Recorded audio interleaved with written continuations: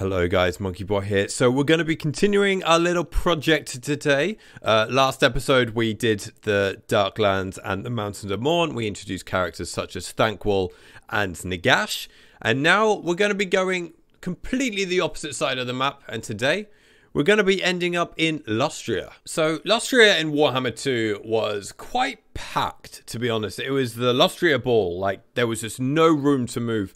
But with Immortal Empiers in Warhammer 3, there has been a massive expansion to the continent and has actually been given quite a lot of space to work with and a lot of areas to fill in now. So I thought it would be a good opportunity to start filling that out with a bunch of legendary lords and factions. And actually in this case, I won't spoil it too much, but moving around legendary lords that are already in the game and moving them to Lustria. So we'll start off with someone I've already been talking about this week with the 3 legendary lords that we'll be getting with the Thrones of Decay, and that is Epidemius. The reason I chose Epidemius is because he's not really fixed to a certain location, so he can pretty much go anywhere, and I feel like Lustria is in need for some more baddies in the area. We've only really got 3 at the moment, being Rakath, Lord Skrolk and Luther Harkon, so we still need a few more bad factions in there to kind of mix things up a little bit. And the settlement I think that Epidemius will be starting in would be the Blood Swamps. You'll start off at war with a minor Lizardmen faction, and then you have the choice to either go south and go towards the minor Skaven clan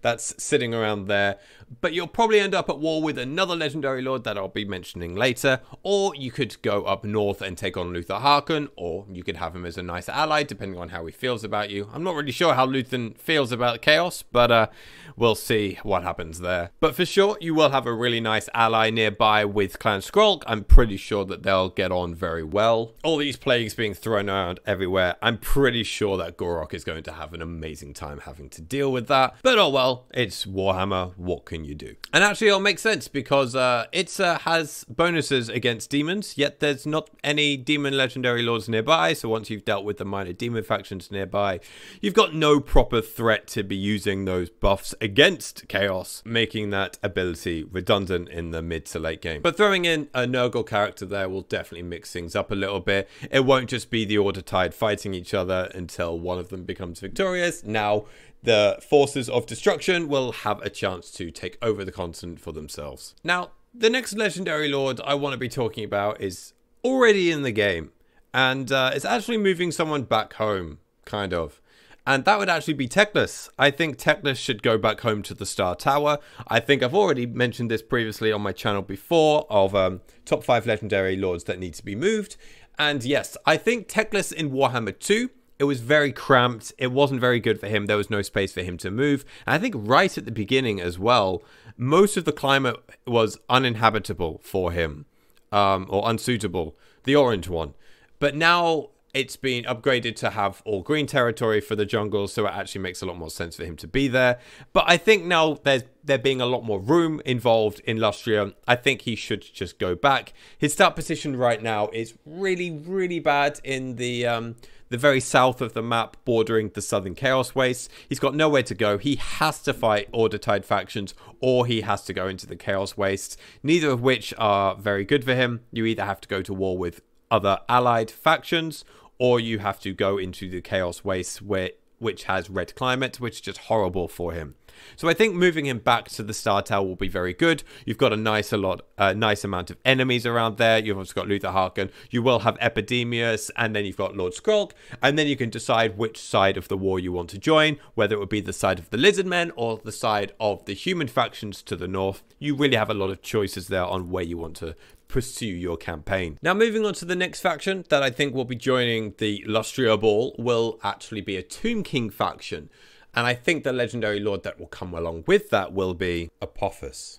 Now Apophis in lore is basically a traitor. What he did, he wanted the throne so much that he killed the Tomb King royals in their sleep. So this is obviously when they're alive, back when Nekkara was this massive Egyptian-like empire before they all became the undead.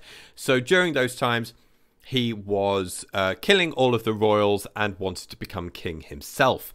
He obviously got caught during this, and then he was mummified, and then he was brought back to life later when Nagash was bringing everyone back to life. but he's still considered as a traitor within his society, so I think he should be basically expelled from Nekkara, go to Lustria, and begin his redemption campaign in the South Lustrian settlement of the Golden Colossus, replacing the Tomb King faction that is already there and putting Apophis in its place. So basically, he's going to be starting where Khalida was starting in the Vortex campaign from Warhammer 2. So if you played that campaign in Warhammer 2, you kind of already know how this is going to play out. You're going to have to be dealing with, let's say, it'll probably be a Skaven faction, and then you'll have to be dealing with either the Cult of Sotek down south. You've now got Rakath up north, or you could ignore them completely and go through the spine of Sotek into the mainland Lustria, where you start facing off against lords like Skrulk or Gorok. But I think it'll be a very interesting Tomb Kings campaign. You'll be facing off enemies that you don't normally tend to face off, so you'll have the Dark Elves nearby, which is very unique. There are a few lizard men in Nekkara, especially down the south, so that's not so unique, but the Skaven as well, you'll have to deal with. So there's a lot of other factions around you that you wouldn't normally have to face off, and I think it'll be a nice neutral addition to the Lustrian Ball, where you don't really know where the Tomb Kings are going to side, whether it will be with destruction or with order, so it'll spice things up a bit and make it a little bit more random. And now there's only one part of Lustria that's looking a little bit empty, which is to the northwest of the map, just south of the Hunt Marshal expedition, and I feel like that needs to be filled out with something. But to be honest, I kind of got a little bit lost with this one. I sort of decided that I think Tzeentch would be a very good faction for that area, so I was trying to find loads of different legendary lords that would maybe suit at the area of Lustria, but actually the only character in Tzeentch that could technically end up in Lustria that I could find would be the Blue Scribes. Now, the Blue Scribes don't technically go to Lustria, but the fact that they are finding all of the spells of the Warhammer world and writing them down and then giving them to their master, it makes sense that they would go to Lustria and learn from the Slaans and try to get their knowledge, to use that knowledge to manipulate the factions around them. But the Blue Scribes are a legendary hero, so that candidate is gone. And the other characters are kind of all focused in other areas. So, for example, we have Hatarkan, the Demon Prince, who was the one to manipulate the War of the Beard. So he needs to be near the Badlands or somewhere near Ulthuan, basically somewhere to manipulate the Dwarfs or the High Elves. Then you've got Egrim Van Horseman, which I think is the most famous Tzeentchian character right now, who I think will definitely be added into a future DLC. But he's focused around the Empire. Again, we're going to put another Tzeentchian character in the Empire other than the Changeling. But basically, Horseman was...